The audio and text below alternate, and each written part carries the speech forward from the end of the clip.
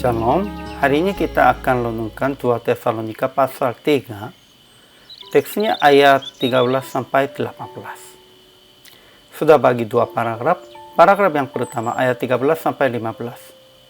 Janganlah jemu-jemu berbuat apa yang baik.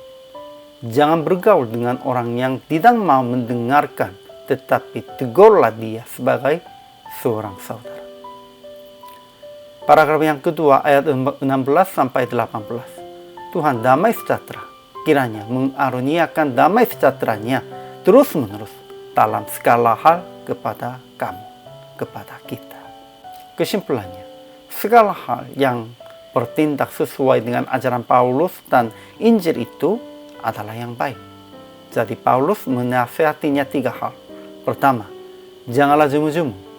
Kedua, menjauhi mereka yang tidak taat dan tidak melakukan.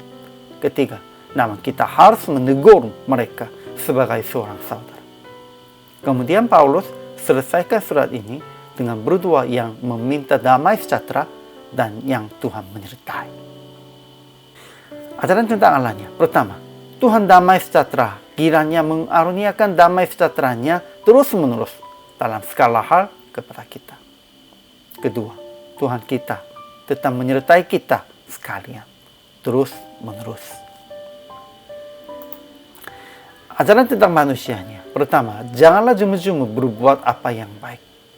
Kedua, jangan bergaul dengan orang yang tidak mau mendengarkan. Tetapi janganlah anggap dia sebagai musuh. Tetapi tegurlah dia sebagai seorang saudara. Ketiga, Paulus salam dengan tulisan tangannya sendiri. Inilah tanda dalam setiap surat. Aplikasinya. Pertama, kuatkan hati dan jangan jemu-jemu berbuat apa yang baik. Pasti ada banyak tantangan dan penderitaan pada saat berbuat yang baik. Ya, saudara-saudara, coba bayangkan. Pada waktu berbuat yang baik, ada banyak tantangan, atau pada waktu berbuat yang jahat, ada banyak tantangannya. Memang pasti pada waktu berbuat yang baik, dan pada waktu itu pasti ada banyak orang berjemu-jemu. Kenapa? Orang-orang yang berbuat jahatnya, hatinya tidak begitu. Mereka hatinya sudah keras. Namun mereka berbuat yang baik, itulah masih hatinya baik. Sehingga mereka hatinya lebih terluka dan ada banyak tantangannya. Jangan lupa itu. Paulus juga tahu, Tuhan juga tahu. Kalau pada waktu berbuat yang baik, ada banyak tantangan. Ya, itulah benar.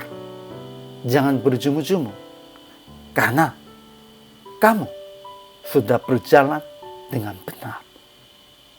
Kedua, jangan bergaul dan mengikuti orang yang tidak mau mendengarkan. Tetapi jangan anggap sebagai musuh. Dan usaha supaya memberitakan Injil sebagai seorang saudara.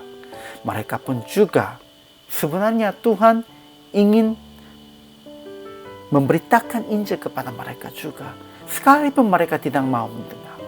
Sehingga kita kewajibannya harus memberitakan Injil kepada mereka pun juga. Ketiga, memberikan salam kepada semua orang dan menyertai di dalam doa sama seperti Tuhan menyertai kita. Kita tidak bisa menyertainya dengan secara fisiknya, secara jasmaninya. Namun di dalam roh kita bisa menyertai dengan cara roh dan dalam doa. Jadi praktiknya, kuatkan dan menghibur hati orang yang berbuat yang baik dengan berkata, kesulitan di dalam berbuat yang baik itu sebagai bukti yang Anda berbuat baik di dalam Yesus. Ya, menghibur demikian itu dan tetap menyertai dengan mereka dalam doa. Sepertinya Tuhan menyertai mereka. Kita juga harus usahakan demikian itu. Inilah kewajiban hamba Tuhan. Hari ini juga selama melayani, Tuhan Yesus memberkati.